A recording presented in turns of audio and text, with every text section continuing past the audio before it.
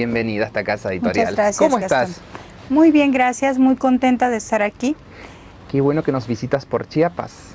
Muchas gracias. Cuéntanos, ¿originaria de dónde? Yo soy originaria de Villahermosa, Tabasco. Vengo aquí gracias a la invitación y lo haré mención. Claro. De Red Salud, cuya presidenta es la licenciada Vanessa Traconis y Nuestra gran querida amiga. Nuestra gran querida amiga, a quien agradezco profundamente la invitación. Rosario, ¿naciste en Tabasco? Sí, soy originaria de la ciudad de Villahermosa, Tabasco, donde viví toda mi infancia y posteriormente a partir de la universidad, por cuestiones justamente de estudios, empecé a moverme. Bien. Siempre deseando estar específicamente en ciertas universidades, en ciertos hospitales y definiendo mis rutas con respecto a dónde quería estudiar. Si tuvieras que traer algún recuerdo de aquella infancia al día de hoy, ¿qué te gustaría, no sé, algún árbol, algún juego, alguna actividad? ¿Qué traerías? Fíjate que a mí me gustaba, siempre la escuela ha sido una área que me ha encantado.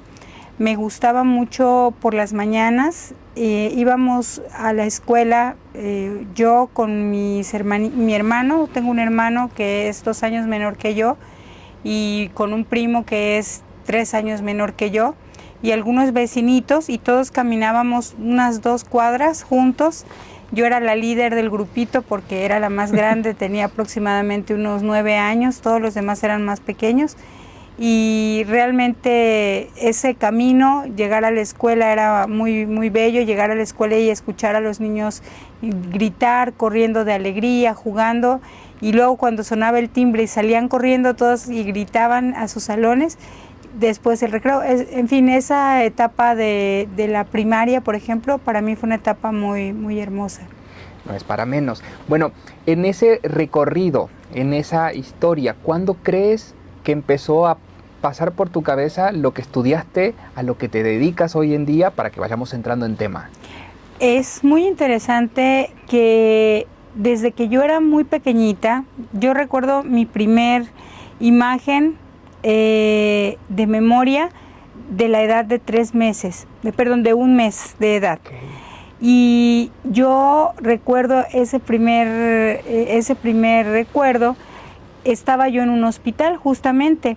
Mi mamá era enfermera, entonces a veces ella tenía que llevarme al hospital y en esa ocasión en particular dice mi mamá que sí sucedió y que lo que estaba haciendo en el hospital es que la estaban revisando precisamente por la cuarentena del nacimiento.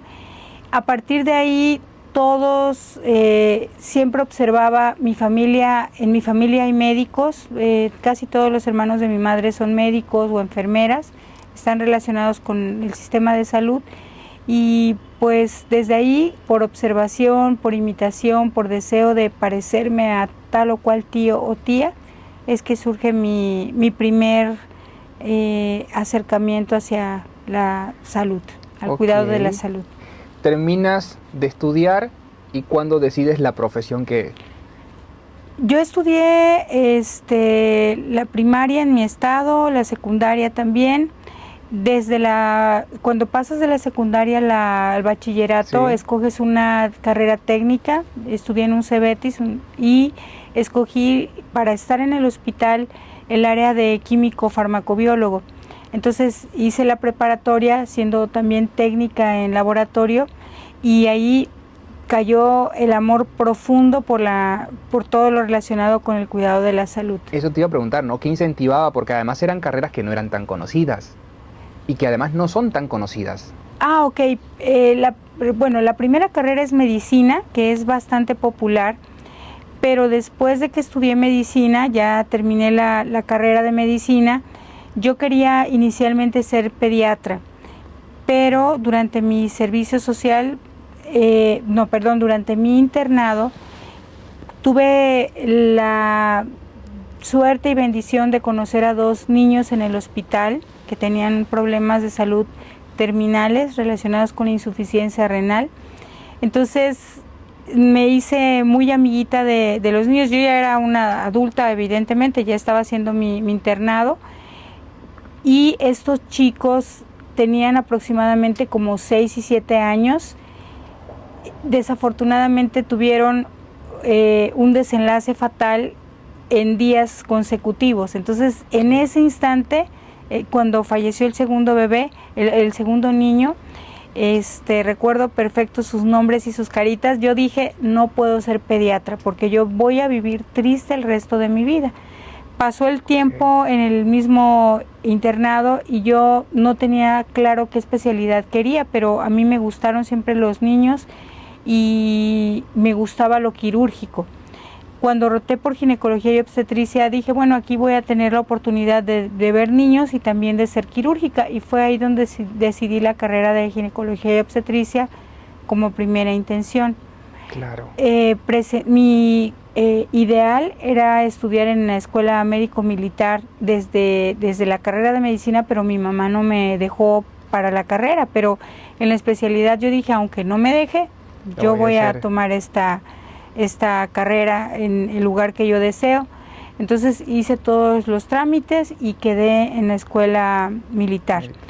Me trasladé a Ciudad de México, allí hice mi especialidad en ginecología y obstetricia, fui muy feliz, y en ese periodo mi hermana tuvo pérdidas de bebés. Entonces allí entra la primera interrogante, ¿por qué ella pierde bebés? Entonces me surge la idea de que eso es prevenible.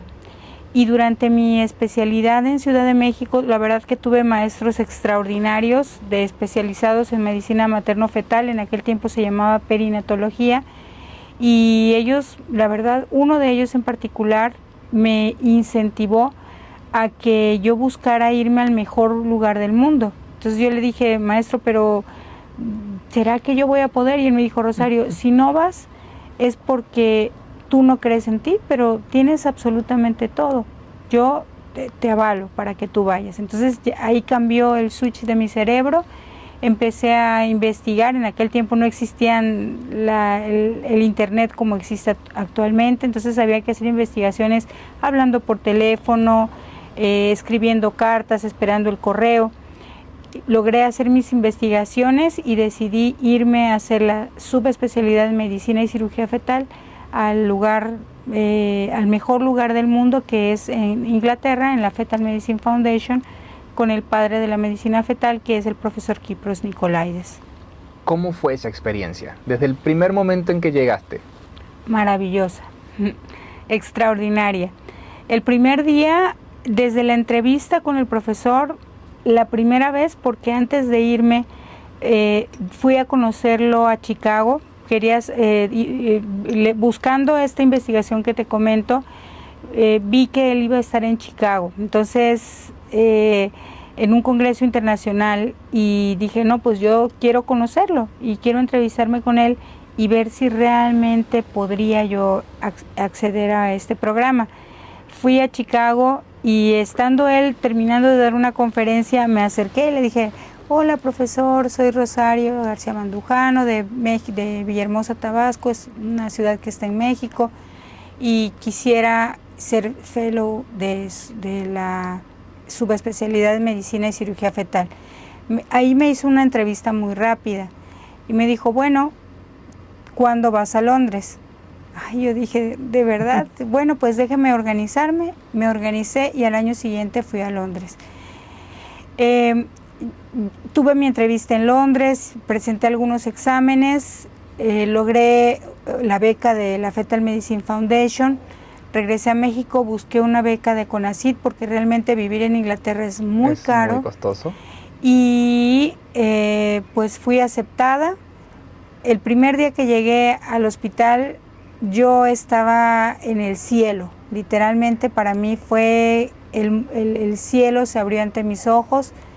Fui extremadamente feliz desde el día 1 hasta el día 5, porque a partir del día 6, de hecho que fue el sábado, mi hermano vivía en Inglaterra, estaba haciendo una subespecialidad, una maestría. Le hablé y le dije, hermano, creo que esto no es para mí, es demasiado, realmente esto es muy pesado. Esto se lo dije entre lágrimas y él dijo, sí, hermanita, no todo es para todos. Si no eres feliz, regrésate. Pero esa tristeza duró sábado, domingo. El lunes volví a ir al hospital, me volví a sentir feliz. El martes me sentía como que sí, como que no, pero el miércoles tuvimos el primer día de cirugías fetales. Y ese día dije, esto es lo mío, no, soy muy feliz, me va a costar mucho trabajo probablemente, pero no me importa, lo vale todo. Y ya, a partir del día 8 hasta el día de hoy, lo mejor que le ha pasado a mi vida profesionalmente hablando es medicina fetal, medicina y cirugía fetal en Londres, Inglaterra, sí. Wow. ¿Estuviste cuántos años en Londres? 4 años y medio. Ok, regresas a México. Sí. Y la pregunta del millón, ¿cómo empezar a implementar todas esas ideas, todas esas prácticas, todas esas actividades en nuestras ciudades, en nuestro país, en nuestro estado? Es muy interesante tu pregunta porque nunca nadie me la ha hecho en una entrevista y es algo tan preciso la respuesta. Mira, yo no vine de Inglaterra inicialmente porque yo quise venir. El gobierno de un estado de Nuevo León fueron a buscarme. Fueron a pedirle al profesor que permitiera que yo viniera a México a implementar un programa. Había un plan de acción para este programa que diseñamos entre una doctora de Guanajuato y yo. Y el profesor me dijo, sí, vete a implementar a México y pues suerte, ojalá que sí se pueda. Vine. Y de la nada, porque no había absolutamente nada, empecé a hacer trabajo de campo en los lugares más pobres y más alejados del centro, específicamente en la ciudad de León. El plan era que yo iba a estar trabajando allí permanentemente, pero realmente solamente pude estar 6 meses porque el proyecto, trabajé durante esos 3 a 6 meses para la implementación, pero llegó un punto donde ya todo se va desvirtuando. Tenemos un lineamiento y no se sigue ese lineamiento por conveniencias de diferentes... Sí. No creo que eso no lo tengo que decir. Situaciones sociales que se van presentando, pero que terminan siendo lamentables. Lo hemos platicado con muchas personas aquí.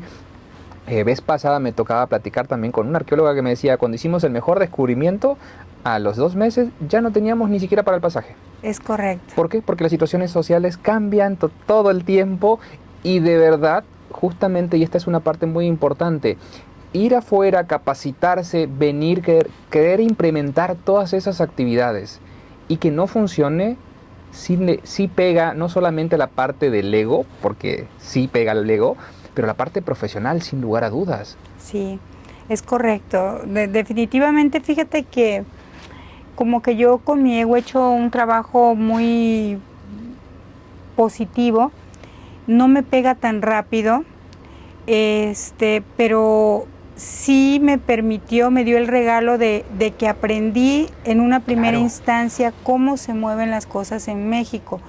Por ejemplo, yo en Inglaterra de Inglaterra venía muy enseñada a que si un bebé tenía algún problema, como por ejemplo síndrome de Down, casi que ni le preguntabas a la paciente, ese embarazo se tenía que terminar porque así era la costumbre. Entonces vengo a México y me enfrento a la sociedad mexicana, específicamente de Guanajuato, que son muy conservadores, y tengo que desarrollar una regionalización de mi conocimiento, porque aquí no es terminaciones de embarazo, sino aquí es tratar de conciliar el problema que tenemos cromosómico con el problema social, con el problema económico y con el problema hospitalario, porque todos estos problemas se derivan de situaciones complicadas, de embarazos complicados, sí, específicamente. Graciosamente, yo se lo decía a una amiga vez pasada, y tristemente, todos toman partido de esas situaciones, pero a la mera hora nadie está. Es correcto, así es. La mamá está sola con su hijo. Así es, así es. En Guanajuato, después de este periodo de tiempo que no lo tengo muy... Sí, fueron 6 meses. Después de estos 6 meses que ya habían problemas políticos, habían para mí, Sí, claro. económicos. La persona que me fue a buscar al final prácticamente me dejó sola. Ella continuó creciendo su proyecto, invitó a gente de Inglaterra para la presentación del programa. Como yo estaba involucrada, mi profesor envió a las gentes de Inglaterra. El profesor nos estuvo apoyando muchísimo en el proyecto y al final, cuando se presenta el proyecto, es totalmente un acto político donde no hay reconocimiento ni para el profesor, ni para las personas que vinieron de Inglaterra, ni para una servidora. Entonces, en ese momento el profesor llama y le dice al que vino como su representante que ahora sí recoja todas sus cosas, se regrese y Tal que cual. yo, por favor, deje de continuar trabajando en un lugar donde ni siquiera, porque está él representado, están dando algún crédito a la Fetal Medicine Claro. Foundation. Entonces, en ese momento se terminó este proyecto. El proyecto ha continuado hasta el día de hoy, obviamente con todas sus variantes, y ha tenido un resultado relativamente bueno, porque al menos hay un interés en continuar un seguimiento para las madres y evitar complicaciones, pero la realidad es que si el proyecto se llevara a cabo, continuara llevándose a cabo como debería de ser, los resultados que tendríamos serían muchísimo mejores, por supuesto. Definitivamente no te puedo preguntar cómo estamos en salud y en medicina, porque creo que sobra la respuesta, pero ¿por dónde comenzar a generar sinergias positivas? ¿Por dónde generar un granito de arena? ¿Por dónde dejar de esperar en los colores y en las banderas políticas sociales y construir una sociedad? Porque en definitiva, mientras estemos viviendo aquí, la calidad de vida es todos los días. Si no la construimos en conjunto, no vamos a ir a ningún lado. Y la sinergia tiene que ser positiva, porque si no, nos desgastamos. Tengo aproximadamente, bueno, desde que regresé, 2014, hace 11 años, he estado trabajando con todos los gobiernos que han pasado en todos los niveles, municipal, empecé en federal, luego regional, luego municipal, luego estatal, luego municipal. Y el día de hoy mi conclusión es que la ayuda no va a venir de ninguna parte, más que de nosotros mismos como sociedad civil, porque los que tenemos la necesidad somos nosotros, los que tenemos el hambre de ser volteados a ver, de que se cuide nuestra salud, de que nuestras mujeres no se sigan muriendo, de que sus bebés nazcan sanos, de que tengamos individuos que en el futuro sean individuos útiles para la sociedad y que puedan permitir una sociedad con una evolución propia, correcta, adecuada, funcional. Somos solo nosotros. La responsabilidad está en nuestras propias manos y creo yo que la sociedad civil, por supuesto, unida y representada también por las asociaciones civiles o las asociaciones no gubernamentales, es allí donde veo yo, vislumbro que está la respuesta de la solución de problemas, no solo como salud, sino de muchos otros problemas sociales. En estas dinámicas, y agradecemos nuevamente a Red Salud que nos permitiera hablar un poquito contigo, vas a estar dando pláticas aquí en Chiapas. Cuando platicas, cuando te comunicas con la gente, ¿qué te llevas para ti? Generalmente hay bastante participación de las mujeres. A mí me encanta ver los rostros de las mujeres, tanto jovencitas, actualmente incluso niñas, o mujeres mayores, incluso ancianas o mujeres de la tercera edad. Me emociona mucho verlas como cuando hablamos de prevención de muerte materna, de muerte fetal y de muerte perinatal, se llenan sus ojos de esperanza, porque casi la mayoría de la población tenemos antecedentes en nuestras familias, o al menos conocidas, vecinas, sí, de alguien o que ha fallecido en el parto, o que tuvo complicaciones tan graves que dejaron secuelas permanentes, o por ejemplo que están en silla de ruedas, o por ejemplo que estuvo embarazada y su bebé falleció cuando faltaban 3 días para que naciera. Claro. O sí, mujeres que se han embarazado pierden un bebé y jamás se pueden volver a embarazar, por ejemplo. Es correcto. Y porque si bien podemos decir que las redes sociales ayudan en algunas cosas, definitivamente, y yo siempre vuelvo al mismo punto porque digo, para mí es muy importante dejar muy en claro que el nexo que hay entre la mamá y el hijo es totalmente diferente. No importa el tema de los papás y demás en el contexto, me refiero a la situación. En un estado, bueno, Tabasco también, Oaxaca también ha sufrido muchísimo con la muerte materno-infantil. Es todo un tema muy delicado y que si bien las redes sociales a veces ayudan con un poco de información, también desinforman muchísimo. Es correcto. Entonces, ¿sabes? Un tema que actualmente me ocupa es el embarazo en adolescentes. Tabasco ha estado en los primeros 5 lugares desde hace más de 8 años. Actualmente somos el estado número 1 en embarazo en adolescentes. Entonces, realmente es un tema muy preocupante porque este tema nos vislumbra una sociedad muy complicada de jóvenes, mujeres, madres sin un conocimiento adecuado respecto a la maternidad, respecto al cómo educar a sus hijos y sobre todo respecto de cómo seguir ellas educándose y cuidándose. Entonces, evidentemente estas mujeres tendrán en el futuro nietos cada vez más jóvenes e hijos que cada vez se van a ir embarazando también más jóvenes. Eso es una necesidad urgente para el cuidado de la salud pública y no observo yo en nuestra región y no observo yo en nuestro país un programa orientado a disminuir los embarazos en adolescentes. Que ese es un tema muy, muy, muy delicado. Muy delicado porque justamente platicaba, mi hijo tiene 11 años, entonces trato de empezar a platicar de ciertas cosas, a él le da mucha risa y le digo, es que yo necesito que por lo menos tú lo entiendas, no importa si te ríes, si lo tomas en serio, vamos a buscarle todas las maneras, le digo, con un video de los de las redes sociales, con esto, con una lectura, aunque sea aburrida, pero es importante que vayas entendiendo, le digo, porque en definitiva es responsabilidad de todos y a veces los papás me dicen, no, pero espérate, tiene 11 años. Bueno, sí, pero tiene una dinámica y está en un mundo tan globalizado que si no tienes las herramientas para, después es cuando uno dice, ay, ¿por qué no le dije? Es correcto. Mira, en la consulta privada, que obviamente en la consulta privada llegan niñas, jóvenes, niñas, adolescentes y jóvenes mucho más cuidadas que en la consulta pública.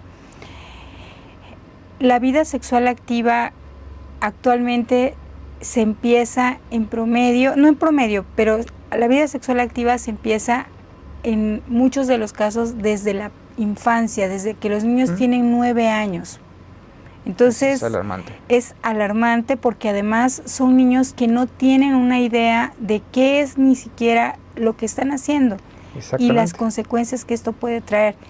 Tenemos pacientes de 11 años con infecciones por virus del papiloma humano, por ejemplo, con riesgos de cáncer cervicouterino. Tenemos pacientes que tienen 13 años y ya van por su segundo embarazo. Entonces son situaciones terroríficas que puede ser que la sociedad escuche y diga, bueno, sí es un problema social, sí, pero si es mi hijo, si claro, es mi hija. Y si es un problema social, es justamente lo que tenemos que hacer, justamente trabajar, justamente informar. Vez pasada hablaba con un doctor, justamente que me comentaba el mismo, dice, pues estoy hablando de hace 40 años en Chiapas. Dice, el tema es que ahora se sabe. Exacto. Pero lo más triste, dice, es que sigue pasando lo mismo. Es decir, hace 40 años porque no había información, no había redes sociales, no había internet. Ahora hay y sigue pasando la misma situación. Sí. Entonces, con respecto a las redes sociales, pienso también que es importante, al menos en el área de salud, que el término de influencer debe ser orientado más hacia las personas que realmente tengan un conocimiento claro y que la información que den sea veraz para que esta influencia que puedan tener sobre especialmente jóvenes sea algo que repercuta positivamente en la sociedad actual, pero también en la futura. cuando vamos a poner un pequeño ejemplo, vamos a hacer una línea del tiempo, vamos a jugar con el tiempo, con las cápsulas y demás, y estás dando una conferencia y una pequeña que eres tú, yo de la infancia, te hace una pregunta. ¿Qué tips le darías a esa pequeña? Que pregunte todo, Okay. que si tiene curiosidad, que satisfaga su curiosidad, pero que primero investigue antes de irse a hacer su investigación en el campo, que primero tenga una información teórica real y después vaya al campo a investigar. Que disfrute la vida, eso también es algo importante, pero la vida no se disfruta únicamente desde los ojos de la sociedad ni desde los ojos de las redes sociales. La vida hay que hacer introspección y escucharte a ti misma. Para poder tú definir todo lo demás, primero te tienes que escuchar a ti, saber qué quieres, saber dónde estás, hacia dónde quieres llegar, con qué elementos cuentas, y con los que no cuentas los puedes obtener, cómo los puedes obtener de la manera más fácil. Y no te detengas, eso es sería el mensaje que yo le daría. Ok, ¿esas energías que traes provienen de...? Una vida compleja, muy pesada, de una primera infancia bastante trágica, puedo decir, pero también de el amor incondicional de Dios y la fe total en Él. Bien, ahora me voy a tomar un pequeño ahí, con una cuestión que me contaste hace un poquito. Tu hija se va a estudiar afuera. Sí. ¿Qué tips le das y qué platicas con ella cuando pasan esas cosas? De mi hija yo platico, con mi hija yo platico absolutamente de todo. Por ejemplo, ella, bueno, por mi especialidad y subespecialidad, ella sabe sobre la mujer y el varón todo. Claro. En cuanto a salud, en cuanto a cuidados personales, en cuanto a cuidados colectivos, tiene el conocimiento. Lo que yo a ella le digo siempre es lo mismo que me dije a mí hace un momento: disfruta la vida solo es una, es tuya, nadie tiene derecho a vivir la vida por ti, es tuya, es tu regalo, y tú también tienes una responsabilidad ante ti misma y ante Dios. Yo creo mucho en Dios, como bien te puedes dar cuenta. Sí. Entonces tienes la responsabilidad ante ti de que tu regalo lo tienes que ejercer en plenitud. Si en algún momento no lo puedes ejercer por diferentes factores, busca la solución. No te quedes en los problemas, sino busca soluciones y adelante. En esta cápsula del tiempo lo vamos a detener y a esa cámara de ahí tú le vas a dar un mensaje para que se lo mostremos después. ¿Qué mensaje le darías?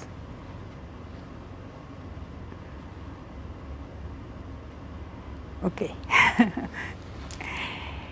Bueno, pues el mensaje que te doy es que es para mí misma, ¿verdad? Ok. El mensaje que te doy es: adelante, no te rindas, continúa en el objetivo que trazaste desde hace más de 25 años con respecto a la salud materna, fetal y perinatal. Confía, sigue confiando en Dios, sigue confiando en gentes extraordinarias como las que tenemos aquí alrededor en este momento, y ojalá que cuando veas esta cápsula algún día en el futuro te sientas muy feliz de ver que todo esto va valiendo la pena. Estoy segura que así va a ser. Un poquito la idea de este ejercicio, y se lo decía vez pasada a Vane y demás, y lo platicamos mucho y trato de que justamente sea uno de los mensajes más importantes, es: la mala publicidad tiene muy buena promoción, las malas acciones tienen muy buena publicidad, las buenas acciones tienen poco de que lo compartes, que va y demás. Entonces tenemos que cambiar esa parte como sociedad, tenemos que generar la sinergia de que no sea más importante 300.000 vistas de un accidente o de una cuestión morbosa, correcto, sí, a una acción que cambia vidas, que está generando dinámicas positivas, que ayuda mucho a un montón de gente. Y a veces me dicen: no, es que no hay que decir las cosas buenas que uno hace. No, yo creo que sí. Yo creo que hay que decirlas, hay que potenciarlas, hay que juntarse, hay que, como dicen, cacarearlo por todos lados. Correcto, sí. Porque definitivamente para hablar siempre van a decir que estuvo bien, que estuvo mal, que esto. entonces no podemos esperar. Es correcto. Porque en definitiva la vida va pasando, tu hija ya está un poquito más grande, el mío tiene 11, por ejemplo, y me dice, papá, me voy a ir unos 2 o 3 semanas a Canadá. Le digo, ¿cómo a Canadá? ¿Qué te vas a ir? Pero si tú no tienes edad para ir ni, le digo, ni a la esquina. Me dice, no, es que mi abuelito me dijo que yo podía ir a hacer un curso allá y me voy a ir. Muy bien. ¿Y con quién? Eso no lo sé, pero le voy a preguntar a mi abuelo, capaz que solo, capaz con él. Ok. Entonces, dices, bueno, ¿qué le dejas? Esa parte, ¿no? Que puedan justamente explorar, que puedan conocer y que puedan tener la confianza para decir, es lo mismo aquí, allá, en cualquier lado, pero poder generar ese ejercicio, ¿no? Cuando das las pláticas, te paras enfrente de la gente, ¿sí? ¿Qué sientes tú a nivel personal? Sí, primero siento mucha gratitud de tener la capacidad de poder emitir un mensaje que sé que va a tocar sus vidas. Eso siempre es lo primero que pienso. Lo segundo que pienso es que gracias a las personas que están aquí enfrente también, porque a través del conocimiento que ellas van a adquirir en este momento, otras personas van a beneficiarse. Y la tercera cosa que pienso es qué hermoso es que a pesar de que yo no estoy con una persona en un tiempo y en un espacio determinados, a través de este conocimiento se salvan vidas. Eso para mí es maravilloso. ¿Cómo empezar a trabajar con tips muy simples, muy prácticos? No son simples ni son prácticos, pero es complicado, pero ¿con qué empezar a trabajar? ¿Qué herramientas poner sobre la mesa como comunicación para decir, bueno, a ver, tengamos en cuenta esto, tengamos en cuenta lo otro? No comprendo exactamente. Claro, por ejemplo, en esta parte de Chiapas, lo que es el estado de Tabasco y demás, son estados que tienen mucho problema con el tema de maternidad infantil, con el tema de los embarazos de adolescentes y demás. Hablábamos de la información y la desinformación, pero desde el aspecto familiar, porque en definitiva, si no lo construimos desde ahí, es muy complicado. ¿Qué tips muy precisos empezar a enseñarles a los pequeños? Y como decías, no importa que tengan 11 años, porque a partir de los 9 se está pasando esta situación. Ya. Creo que lo más importante es primero reconocer que los niños son seres individuales, son muy inteligentes y que de hecho es el momento exacto donde uno tiene que enseñarles las bases para que ellos puedan estar plenos.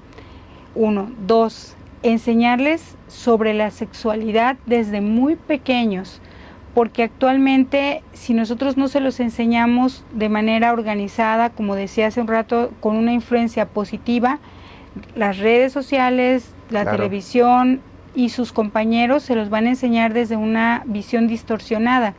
Entonces empieza la curiosidad distorsionada y llegan niños de 14 años o adolescentes de 14 años que ya ni siquiera pueden tener una relación, una erección, no pueden tener una erección adecuada porque ya está tan distorsionada la situación del conocimiento sexual que están perdidos en esta orientación. Entonces lo primero es que los padres deben hablar las cosas con claridad.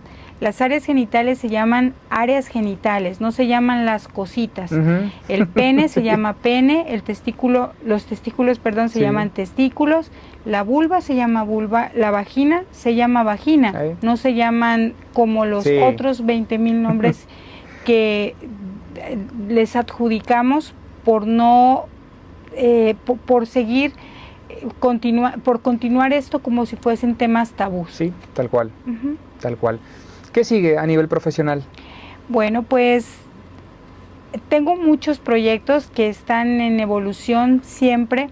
Ahorita mi objetivo es enfocarme en que continuemos en la educación médica continua y también en la educación social para que la presión del control prenatal sea no solamente desde una indicación médica, sino que las mujeres sean las que exijan que esta valoración sea una valoración completa, que sea una valoración adecuada, que si van a una valoración de primer trimestre y no se las están haciendo bien, las propias pacientes digan, oiga, pero me está haciendo un estudio de primer trimestre y le falta claro. esto, Bueno, esto por y ejemplo, esto. ese es un muy buen punto y es un punto como para remarcarlo, porque es importante entender cuáles son los lineamientos y esos lineamientos para que justamente la persona pueda levantar la mano y decir, no, espérate, a ver, a mí me falta esto, me falta que me digas esto, porque si no te dicen, no, eso es en la otra consulta y la otra consulta es dentro de 2 meses, para dentro de 2 meses ya tienes 5 meses de gestación. Exacto.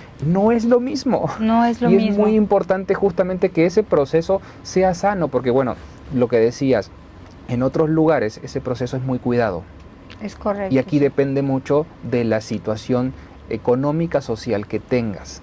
Entonces, y si hablamos de justamente esta salud pública, que todavía nos queda mucho que deber, definitivamente van a pasar otros 10 años, es decir, una década más, y lo que vamos a seguir teniendo son generaciones que justamente vivenciaron de mala manera esa situación. Sí, es correcto. Es que sí, no hay manera de... Hablabas de una salud pública que desde mi punto de vista ni existe en este momento. Yo digo a mis alumnos de la universidad, casi cada semana les digo, el sistema de salud está quebrado, y con todo respeto a las personas que son directivos de IMSS Sí. Bienestar en cada uno de los estados, federal, etcétera, seamos realistas, no estamos resolviendo nada y estamos con una bola de nieve que no se va a hacer gigante, ya nos rebasó por completo. La gente muere, eran evitables estas muertes, muchas de ellas, puedo decir probablemente que la mayoría. No tenemos medicamentos, por ejemplo, y nos dicen tenemos megafarmacias, donde hay una megafarmacia, una sola. A lo mejor al rato, si alguien muy importante ve esta entrevista, dirá, bueno, pues mire, doctora, aquí está la megafarmacia. Perfecto, me callo la boca y No, por supuesto no además tengo problema de ofrecer una disculpa pública, claro.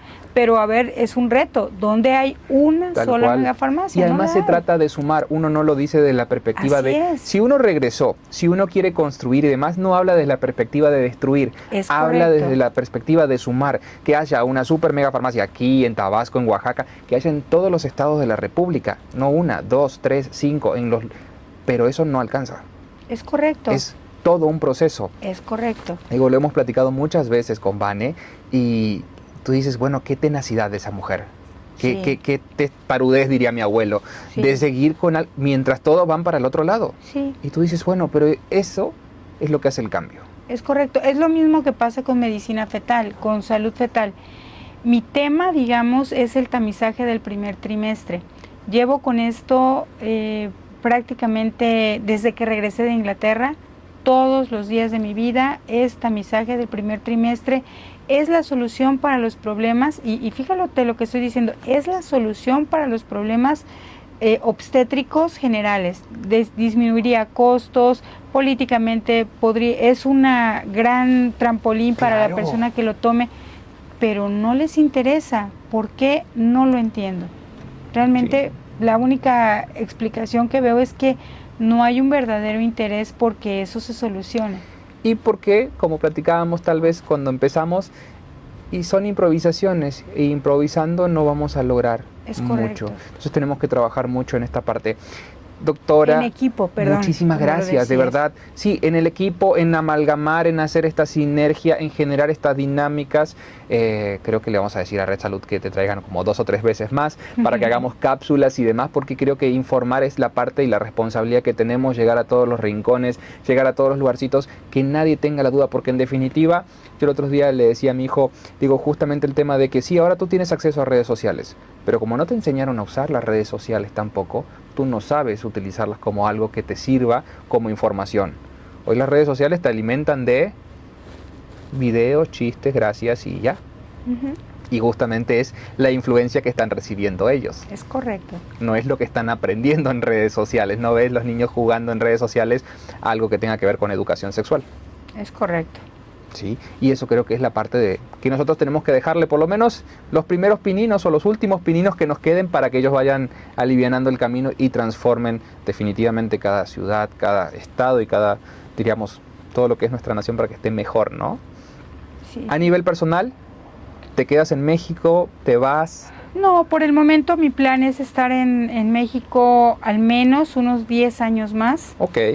trabajando fuertemente para lograr que haya una mejora en esta área de forma realmente pública y pues también al mismo tiempo durante estos 10 años estar haciendo sinergias con hospitales, con centros y con personas o personajes de Latinoamérica, que esto lo venimos haciendo igual desde hace 11 años y también con mi alma mater, que es la Fetal Medicine Foundation y nuestro querido profesor Kipros Nicolaides, para pues lograr que esto vaya hacia adelante y verdaderamente logremos el objetivo de 0 muertes maternas, fetales y perinatales, que bueno, 0 creo que es obviamente algo utópico, pero al menos que sean las menos muertes maternas, fetales y perinatales o 0 de las que son prevenibles. Prevenibles, claro, totalmente.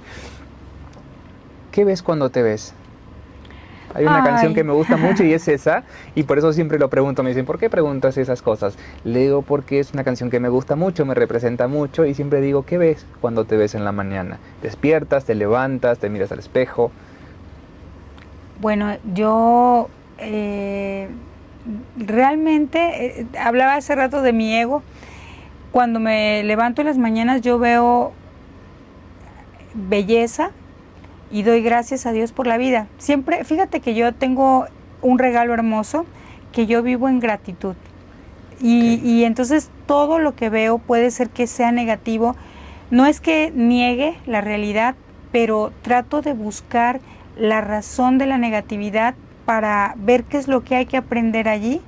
Y si no hay nada que aprender, Rápido simplemente salirse, darle claro, la vuelta. sí. Entonces, ¿qué veo yo en las mañanas? Veo una mujer maravillosa, fuerte, valiente, que tiene cargas bastante pesadas, pero que con la ayuda de Dios todo lo puede.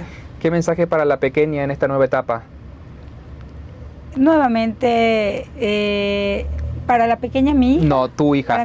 Para mi hija. Para tu hija.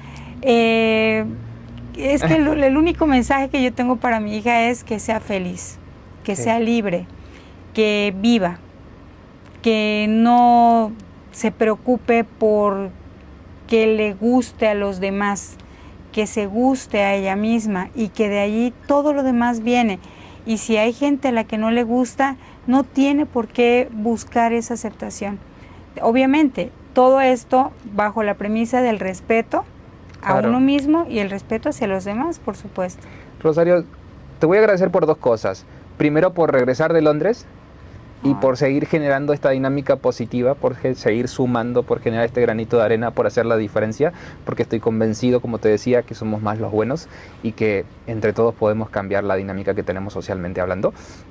Y después, gracias por el tiempo. Ha sido un placer la plática, las puertas abiertas de esta casa editorial para cuando gustes. Muchas gracias. ¿Sí? Todas las cápsulas habidas y por haber. Es más, si quieres le podemos decir a Vane que también hagamos una columna y puedas justamente darnos tips y demás, cómo tomar conciencia y cómo justamente, porque muchas veces los barrios dicen, es que a mí nunca me llegó esa información. Sí, es correcto. Te agradezco nunca mucho. Me contaron, entonces gracias de corazón. Muchos éxitos y esperemos que te gracias. tratemos súper bien en Chiapas, que pasees un ratito y si no para la próxima ya con más tiempo te llevamos a pasear un ratito a San Cristóbal, a Puerto Arista y demás. Muchísimas gracias, Ha sido Gastón. un placer, gracias. Gracias.